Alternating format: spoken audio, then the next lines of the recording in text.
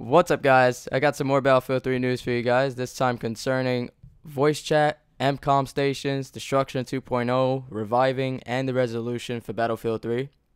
And this was all confirmed on Twitter by Alan Kurtz, who is the senior gameplay designer for Battlefield 3.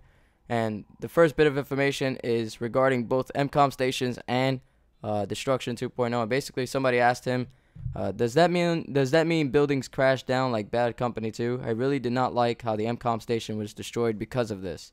And he replied, we decided not to have crates in Destruction 2.0 buildings in Battlefield 3, but the buildings can still come down. For those of you guys who do not know what they're talking about, basically in Bad Company 2, what happened was they would have MCOM station in buildings that were destructible. And what the team that was advancing to destroy the MCOM stations would do is they'll destroy the building instead of actually going in there and planting. And it made it much easier for them to advance. This was especially popular to be doing on the map White Pass.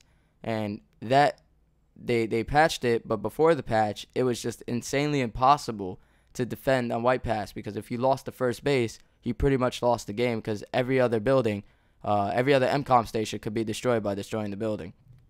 And now they listen, and they're not going to have any crates in any Destruction 2.0 buildings.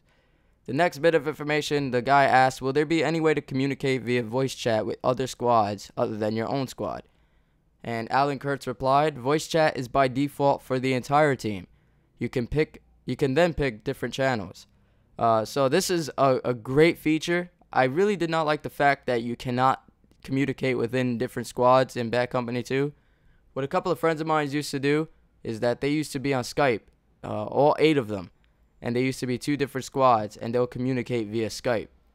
So that was like a way around the in Bad Company 2 not being able to chat with other squads, but thankfully this time they don't have to do that. Another question was, does being killed and revived count as a death? And Alan Kurtz replied, as of yesterday, no. It will be in the final game, but not in the beta. Now, I know they're doing this as a test. If it works out better in the beta than it does in the final game, they'll probably take it out of the final game. Because if they weren't trying to test it, they probably would have put it in the beta. But in my opinion, they should have still put it in the beta, because it seems that it'll work out better if they put it in the beta and try to just work out the kinks for the final game as well.